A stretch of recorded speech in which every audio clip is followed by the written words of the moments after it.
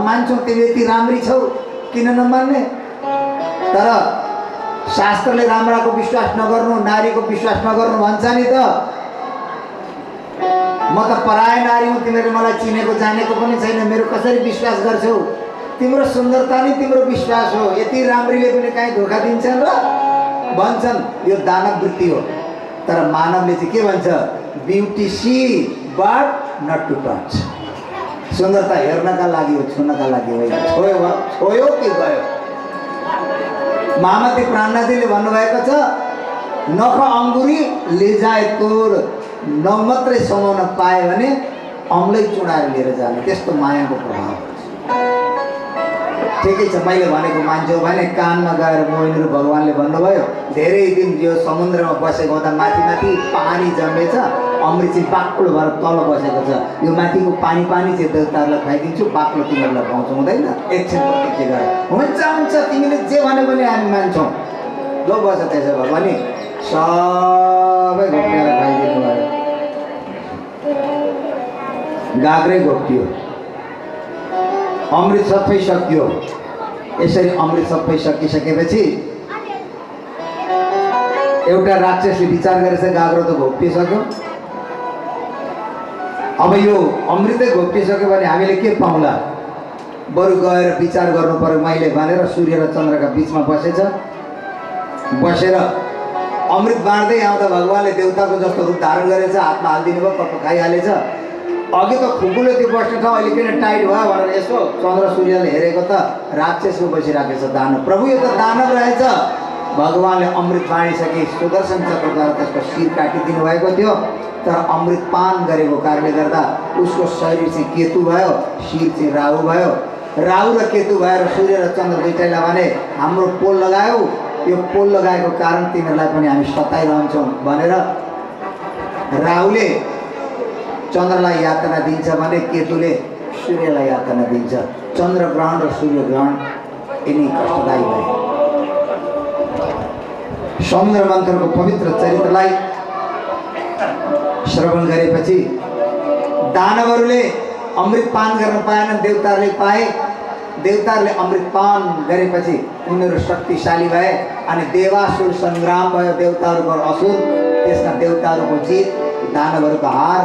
हारेका दानवहरू सम्पूर्ण आफ्ना गुरु शुक्राचार्यकोमा गएर भन्न लागे, हे गुरुजी अब देवताहरूलाई युद्ध गरेर जित्न सकिँदैन, हामीलाई त स्वर्गमा राज्य गर्ने इच्छा छ भने युद्धै नगरिकन स्वर्ग प्राप्ति गर्न के गर्नुपर्छ भनेर गुरुजीलाई सोधे। युद्ध नगरिकन पनि स्वर्ग प्राप्ति गर्न के गर्नुपर्छ। शुक्राचार्यले भन्नुभयो, नमो ब्रह्मण्य देवाय गो ब्राह्मण हिताय च जगत हिताय कृष्णाय गोविन्दाय नमो। हे दानवहरू हो, यदि तिमीले युद्धै नगरिकन स्वर्ग प्राप्ति गर्न चाहन्छौ भने ब्राह्मणलाई देवता मान, यज्ञादि गर, गाईको सेवा गर, गाई दान गर, संसारमा धेरै पुण्य कमाऊ। जसले संसारमा धेरै पुण्य कमाउँछ त्यो स्वर्गमा गएर देवता बन्न सक्छ। अनि स्वर्गमा देवताहरूले पृथ्वी लोकमा मानव भएर गर्नुपर्छ। त्यस कारण तिमीले पुण्य कमाऊ भन्ने आदेश दिएपछि दानवका राजा बलि नर्मदा नदीका तटमा गएर अग्निहोत्र नाम गरेको यज्ञ गर्न प्रारम्भ गर्दछन्। त्यहाँ माग्नका लागि जो कोही गएर माग्यो भने पनि जे माग्छ त्यो दिन्छन्। यस्ता प्रकारले अमृतै पान गरेका भए तापनि दानवहरूका यस पुण्यका प्रभावले फेरि देवताहरूको शक्ति क्षीण भयो। अमृत पान गरेर मात्रै हुँदैन, डक्टरले दबाई त दिएको हुन्छ नि, दबाई खायो तर परहेजमा बसेन भने दबाईले काम गर्दैन। अमृत त पान गरे नि तर योगमा रहेनन्, त्यस कारणले योगमा नरहेका कारणले गर्दा उनीहरूको शक्ति फेरि क्षीण भयो। दानवहरूको आधिपत्य स्वर्गमा फेरि हुन लाग्यो। यतिखेर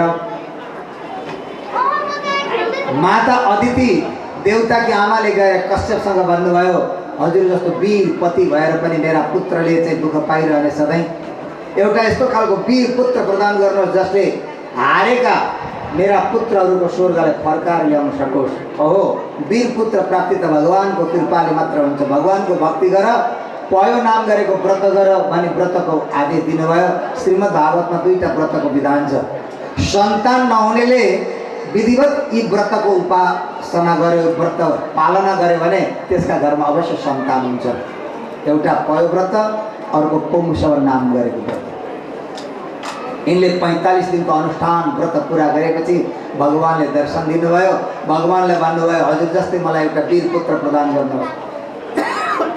भगवानले भन्नुभयो, म जस्तो कोही हुँदैन, म नै हुन्छु।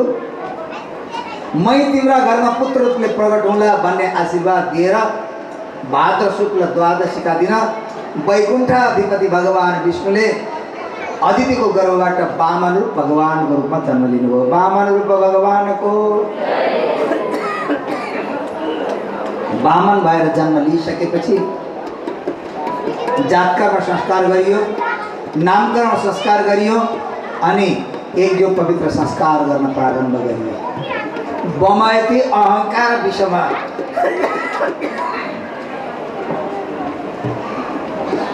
बमयति अहंकार विषमैति वामन, जसले अहंकार रूपी विषलाई पान गरेको छ त्यसलाई वामन भनिन्छ। जसले अहंकार रूपी विषलाई पान गर्दछ नि त्यसलाई वामन भनिन्छ। यस्ता खालका वामन भगवान 7 वर्षदेखि लिएर 11 वर्षसम्मको उमेरमा एकको पवित्र संस्कार गर्नु भनिन्छ। त्यसै कारणले वामन भगवान जब 8 वर्षको हुनुभयो अनि उहाँको एकको पवित्र संस्कार गरियो।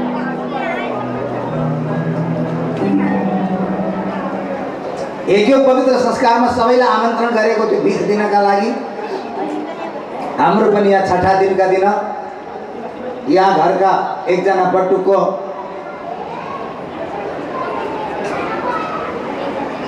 यज्ञ पवित्र संस्कार हुन गइरहेको छ। बटुकोहरू कति छन् थाहा छैन मलाई, तर व्रतबन्धको कार्यक्रम 6ठा दिन हुनेवाला छ।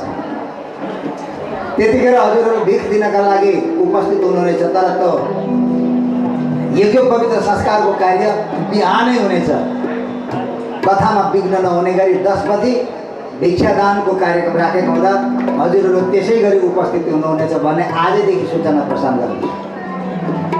10 बजी भिक्षा दिने कार्यक्रम राखिएको छ। पर्सि 6ठा दिनका दिन यज्ञ पवित्र संस्कारका समयमा सबैलाई आमन्त्रण गरेको थियो। यहाँ सूर्य अनि ती बटुक वामन भगवान बटुकका रूपमा तयारी हुनुभएको थियो। यहाँ माताले लगौटी धारण गराइदिनु भयो, पिताले जनाई धारण गराउनु भयो, सप्तऋषि आएर कुशासन प्रदान गरे, पृथ्वीले आएर मृगचर्म प्रदान गरिन्, ब्रह्माजीले आएर कमण्डलु दिनुभएछ, चन्द्रमाले डन्डा दिनुभएछ, सूर्यले आएर छाता दिएछन्, कुबेरले आएर भिक्षा पात्र दिएछन्, सरस्वती माताले आएर यसो हेर्दा त गलामा केही रहेनछ अनि गला पनि भरिदिनु पर्यो भनेर तुलसी र रुद्राक्षको माला प्रदान गर्नुभएछ। अनि अन्तिममा जगदम्बिका माता भगवती आउनुभएछ। भगवतीले आएर हेर्दा त एउटा बटुकलाई चाहिने सामग्री सबै पर्याप्त छ, तर भिक्षा पात्र कुबेरले दिएको हातमा त्यसमा भिक्षा रहेनछ अनि माता भगवतीले त्यसमा भिक्षा ल्याइदिनु भयो। सबैभन्दा पहिले वामन भगवानलाई भगवतीले भिक्षा दिएको कारणले गर्दा आज पनि बटुकहरूले भगवती भगवती भिक्षाम देही भन्छन्। हे माता हो भिक्षा दिनुहोस्। अनि परम्परा बस्यो बाउले मन्त्र सुनाउनु, आमाले भिक्षा दिनु भनेर पहिले मुरी दिने, त्यसपछि पाथी दिने अनि मानु दिने चलन चल्यो। र हाम्रा पनि यहाँ आइरहनु भएको छ वामन भगवान। वामन भगवान बृहस्पति देवताका गुरु अनि बृहस्पति भगवान बसिरहनु भएको थियो आसनमा। बृहस्पति भगवान आफ्ना बटुक वामनलाई छेउमा ल्याएर अनि बृहस्पति गुरुले मन्त्र प्रदान गर्नुभयो।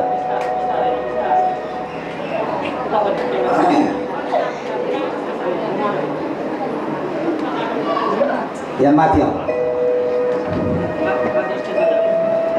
बृहस्पति गुरुले कानमा मन्त्र प्रदान गर्नुभयो। मन्त्र दिइसकेर बृहस्पतिले भन्नुभयो बामन आजदेखि तिमी संस्कारी भयो, मैले तिमीलाई मन्त्र प्रदान गरेँ, मैले दिएका मन्त्रले आज तिमी संस्कारी भएका छौ, त्यस कारणले आऊ म तिमीलाई मन्त्र प्रदान गर्छु। बृहस्पति गुरुले कानमा गायत्री मन्त्र प्रदान गर्नुभयो। गायत्री मन्त्र प्रदान गरिसकेपछि बृहस्पति गुरुले भन्नुभयो अब मलाई दक्षिणा देऊ, मैले तिमीलाई गुरु भएर मन्त्र प्रदान गरेँ, गुरु दक्षिणा त दिनु पर्यो नि। त्यतिखेर वामन भगवानले हात जोडेर भन्नुभयो गुरुवर म त बालक हुँ, मसँग त केही पनि छैन, मैले कहाँबाट ल्याएर दिने। बृहस्पति गुरुले भन्नुभयो तिमीसँग नभएर के हो त, तिम्रा तमाम यत्र श्रोता छन्, यजमान छन्, जाऊ यजमानसँग गएर मागेर ल्याएर भए पनि मलाई भिक्षा देऊ। जो आज्ञा गुरुवर भनी वामन भगवान आफ्ना यजमानतिर आउनुभयो गुरु दक्षिणा लिनका लागि। र यहाँबाट पनि वामन भगवान यजमानका घर दोइलामा आइरहनु भएको छ, उनलाई गुरु दक्षिणा दिन साह्रो गाह्रो भएको छ। त्यस कारणले गुरु दक्षिणाका लागि सहयोग हजुरहरू सबैले प्रदान गर्नुहुनेछ, झोली भरिदिनुहुनेछ। वामन भगवान भगवानकै गुणगान गाउँदै गाउँदै आफ्ना आफ्ना यजमानहरूकातिर भिक्षाका लागि प्रस्थान गर्नुहुन्छ। ओम नमो भगवते पारेर ल्याएर गुरुलाई अर्पण गरिदिनु भयो। गुरुलाई अर्पण गर्नुभएको थियो। गुरुले पनि वामनले ल्याएको दक्षिणा गतिलै होला भनेर नलमा ल्याउन ढिलो छिटो गर्नु।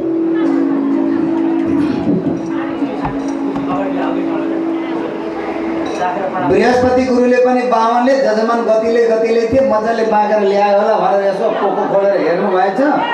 हेर्दाखेरि त ठुला नोट त एउटै पनि रहेछ, हात्ती पनि रहेनछन्, गैडा पनि रहेनछन्, बाघ पनि रहेनछन्, सबै यहाँ त भेडा बाख्रा मात्रै रहेछ। यति नै ल्याएको, मलाई यति ल्याउँदैन, मलाई त अझै धेरै चाहिन्छ। बृहस्पति गुरु त दुखी पो हुनुभएछ। वामन भगवानले हात जोडेर भन्नुभएछ गुरुजी मलाई चिने यजमानहरूले यति नै दिए, जति दिए एक पैसा पनि मैले राखिनँ, सबै हजुरलाई नै ल्याएर दिएको। दिनेले यति नै दिए, अब मलाई भन्नुहोस् कसले धेरै दिन्छ त्यहाँबाट ल्याउनु त। भगवानले माला लगाइदियो रे, शिरमा आशीर्वाद दिएर भन्नुभयो जाऊ नर्मदा नदीका तटमा, त्यहाँ बलिले यज्ञ गरिरहेका छन्, त्यहाँ गएर मागेर अनि मेरा शिष्यहरूको स्वर्ग ल्याएर मलाई दियो, अनि मात्रै म खुसी हुन्छु। जो आज्ञा गुरुजी भने प्रणाम गरेर अनि वामन भगवान नर्मदा नदीका तटतिर प्रस्थान गर्नुभयो। बलिका द्वारमा गएर अनि बलिराजाले सम्मान गरे, हे बालक ब्राह्मण, मेरा द्वारमा कोही पनि खाली गएको छैन, माग के माग्छौ। जोबाट जे मागिन्छ नि कसैबाट पहिले त्यसलाई खुसी बनाउनु पर्छ। गुणगान गाउनु भएछ, तिमी त दानवीर हो, तिम्रा पूर्वजहरू कति दानवीर थिए, त्यस्तै तिमी पनि दानवीर, तिमीले जे मागे पनि दिन्छौ, मलाई विश्वास छ। पहिले त उसलाई उकास्नु भयो, बलि झन खुसी भएर भन्छ जे मागे पनि म दिन्छु, ठिकै छ तिमी प्रसन्न भएर दिन चाहन्छौ भने मलाई 3 पाउ जमिन देऊ भनेर माग्नुभयो। बलिका द्वारमा आएर 3 पाउ जमिन माग्ने, अझै धेरै माग। वामन भगवानले भन्नुभयो असन्तुष्टा द्विजा नष्टा, ब्राह्मणले असन्तोष गर्नु हुँदैन, जुन ब्राह्मणले असन्तोष गर्छ नि त्यो ब्राह्मणको नाश हुन्छ। जति चाहिन्छ त्यति मात्रै माग्नुपर्छ, मलाई 3 पाउ जमिन भए पुगिहाल्छ। दिन्छु भने देऊ प्रतिज्ञा गरेर वामन समक्ष बलिले प्रतिज्ञा गरे, ठिक छ तिमीले मागेको म दिन्छु, आखिर जसले जे माग्छ त्यसलाई दिने प्रतिज्ञा मैले गरेको छ। सङ्कल्प लियो, हातमा जल लिएर सङ्कल्प पढ्नुभयो। कायेन वाचा मनसेन्द्रियैर्वा बुद्ध्यात्मना वा प्रकृति स्वभावात् करोमि यज्ञ सकलम परस्मै नारायणायति समर्पये तत् जल छोडिदिएर यो जहाँबाट चाहिन्छ त्यहाँबाट नाप भनेर आदेश दिने बित्तिकै विराट रूप धारण गरेर एक पाउले सारा आकाश ढाकिदिनु भयो, एक पाउले सारा पृथ्वी। बलि 3 पाउ जमिन मागेको मैले तिमीले दिएको, दोस्रो पाउले नि धरती र आकाश भरि, तेस्रो पाउ कहाँ राखौँ? त्यतिखेर विन्ध्यावली उनकी पत्नीले आएर भने स्वामी शिरै थापिदिनुहोस्। त्यसै कारणले विपत्ति परेका घडीमा मित्र र पत्नीको परीक्षा हुन्छ। आज विन्ध्यावलीले शिरै थापिदिनुहोस् भनेपछि बलिले शिर थापी भने दिनेले धन दिएको हुन्छ तर आफूलाई त राखेको हुन्छ। आज म आफ्नो शरीर पनि समर्पित गर्दछु, मेरै शिरमा तेस्रो पाउ राखिदिनुहोस्। तेस्रो पाउले कुल्चिएर सुतलोक पुर्याइदिनु। यत्रो दान गरेर दानवीरलाई सुतलोक किन पुर्याएको त? दानमा अभिमान गर्नु हुँदैन। बलिले दान त गरे तर अभिमान गरे, त्यसै कारण त्यो अभिमानका कारण आज बलिले सुतलोकमा जानु पर्यो। त्यस कारणले दान गर्दा श्रद्धाले गर्नुपर्छ, अभिमानले गर्नु हुँदैन। जसले अभिमानले दान गर्छ त्यो भाषिन्छ। सुतलोकमा लक्ष्मी गएर बलिसँग मागेर चौकीदार भएर बस्नुभएको थियो। लक्ष्मीले गएर मागेर वैकुण्ठमा लिएर आउनुभयो। भगवानले बलिलाई आशीर्वाद दिँदै भन्नुभयो तिमीलाई स्वर्गको राजा हुने इच्छा छ? यो वैवस्वत मन्वन्तर समाप्त भएपछि सावरणी नाम गरेको मन्वन्तर आउँछ। त्यतिखेर सार्वभौम नाम गरेको भगवानको अवतार लिनेछु म। त्यतिखेर तिमीलाई यो सुतलोकबाट उठाएर स्वर्गमा लगेर राजा बनाउला भन्ने आशीर्वाद दिएर वैकुण्ठ फर्किनुभयो। यो विपत्ति कालमा सौभाग्य स्थापना, वासना नाश गर्ने उपासनाको विधि। बलिले आफ्नो वचनलाई मिथ्या गरेनन्, उनले पूरा गरे। त्यसै कारणले उनी स्वर्गको राजा हुन सफल भए। अन्तिममा शरणागति सत्यव्रत नाम गरेका राजालाई मत्स्यरूप भगवानले आशीर्वाद दिएर अघिल्लो मन्वन्तरको तिमी मनु हुनेछौ भन्ने उपदेश दिनुभयो। अष्टम स्कन्धलाई प्रणाम गर्दै नवम स्कन्धमा प्रवेश गरौँ। नवम स्कन्धमा सूर्यवंशी र चन्द्रवंशी राजाहरूका कथा छन्। मनका देवता चन्द्र अनि बुद्धिका देवता सूर्य। वासना सूक्ष्म रूपले मनमा र बुद्धिमा पनि गएर बसेको हुन्छ अनि वासना निर्मूल मनबाट र बुद्धिबाट पनि भयो भने मात्रै उपासना हुन्छ। अगाडि कृष्ण कथा, त्यसै कारणले कृष्ण कथामा प्रवेश गर्नका लागि अन्तर आत्मालाई पवित्र गर्नुपर्छ, वासना समाप्त गर्नुपर्छ। मनबाट पनि वासना समाप्त हुनुपर्छ, बुद्धिबाट पनि समाप्त हुनुपर्छ। त्यसै कारणले नवम स्कन्धमा गएर सूर्यवंशी र चन्द्रवंशी राजाहरूका कथा सुनाइए ताकि आफ्नो वंशको कथा सुनेर मन पवित्र होस्। चन्द्रको वंश सुनेर, सूर्यको वंश सुनेर बुद्धि पवित्र होस् अनि कृष्ण कथामा प्रवेश गर्न सकोस्। सूर्यवंशी वीरहरूको गाथालाई पवित्र गर्नका लागि यिनै सूर्यवंशीहरूले गङ्गाजीलाई समेत अवतरण गर्न सफल भए। यस्ता वीरहरू थिए। यिनी वीरहरूको गाथालाई पवित्र गर्नका लागि कौशल्याका गर्भबाट अयोध्यामा मर्यादा पुरुषोत्तम श्री रामचन्द्रजीको अवतार भयो रघुवंशमा। अनि चन्द्रवंशीय वीरहरूको गाथा जमदग्नि ऋषि परशुराम जस्ता भगवानका अवतार चन्द्रवंशमा आए। अनि यस्ता चन्द्रवंशीहरूको वीर गाथालाई पवित्र गर्नका लागि चन्द्रवंशमा देवकीका गर्भबाट भगवान कृष्णको जन्म भयो। यी दुवै पुरुषले संसारमा एउटाले मर्यादा सिकाएको छ, एउटाले लीला देखाएको छ। दुईटा उत्कृष्ट पुरुष हुन्। मैले राम अवतारको कथा पनि सुनाएँ, कृष्ण अवतारको कथा पनि सुनाएँ। अब तिमी के सुन्न चाहन्छौ सुन भनेर परीक्षितलाई सुखदेवजीले सोद्धा परीक्षितले भन्नुभयो मलाई कृष्ण कथा भलिभाँति रूपमा पूर्ण रूपले सुनाउनुहोस् भनी प्रार्थना गरे। अब हामी कृष्ण प्राकट्य महोत्सवको प्रस्थान गरिरहेका छौँ। मैले भनेको थिएँ जबसम्म कृष्णको प्राकट्य हुँदैन तबसम्म हजुरहरू नउठ्नु होला, तर उल्टो सुन्नु भएछ। कृष्ण प्राकट्य हुने बेलासम्ममा चाहिँ सबै उठेर जानु, पण्डाल खाली गर्नु होला भनेको सुन्नु भएछ। हजुरहरूलाई धन्यवाद। यसै गर्नु। कृष्णलाई अनादर गर्दाखेरि राम्रो त आफूलाई हुँदैन रहेछ। जो बस्नु भएको छ हजुरहरू बसिरहने। यदि हजुरहरूलाई नै उठ्नु छ भने अब एउटा धुन यहाँबाट गाउँदा त्यतिखेर उठेर जानु होला, बिचमा अब चाहिँ नउठ्नु होला। यदि उठ्नु छ भने यो धुन गाउँदा गाउँदै उठेर जानु होला। देर भाइ अब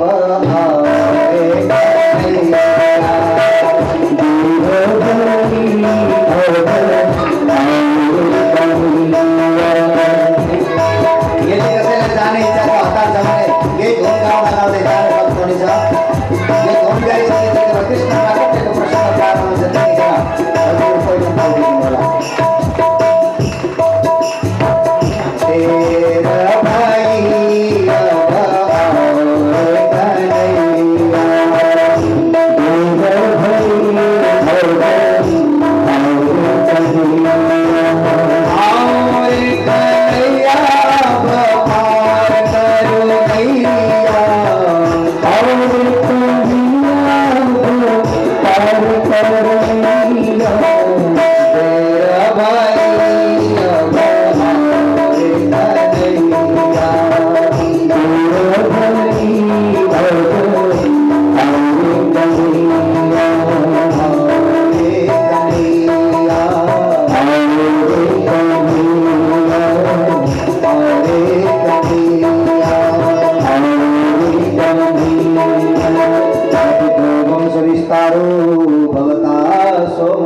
अब राज्ञां चो वैवंशानां चरित्रं परमाद्भुतम्।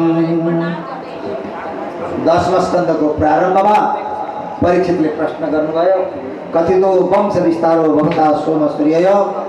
हे सुखदेवजी महाराज, हजुरले सूर्यवंशी र चन्द्रवंशी राजाहरूका कथा सुनाउनु भयो, अरू पनि धेरै राजाहरूका अद्भुत अद्भुत चरित्र सुनाउनु भयो।